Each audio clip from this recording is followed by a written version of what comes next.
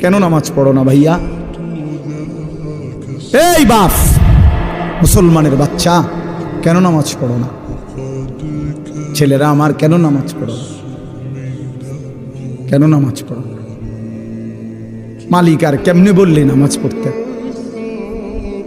রাসূলুল্লাহ সাল্লাল্লাহু আলাইহি ওয়াসাল্লাম হাসরের ময়দানে জিজ্ঞাসা করবে, উম্মত, পিঠটা তায়েফের পাথরের আঘাতে চাল্লির মতো ছিদ্র বানায় ফেলছিলাম, ক্ষুধার কষ্টে পেটে পাথর বাঁধছিলাম, 3 মাস আমার ঘরের চুলায় আগুন জ্বলে নাই, আমি উম্মত দান দান শহীদ করে রক্তে ভাসে গেছি, 23টা বছর আমি কোনোদিন ঠিক মতো ঘুমাই নাই, এত কাঁদলাম, এত রক্ত ঝরাইলাম, বিনিময়ে তোর কলজাটা নরম করতে পারলাম না,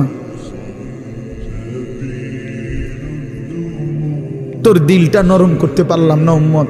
আমি আর কত কাঁদলে তুই আমার কথা শুনতা?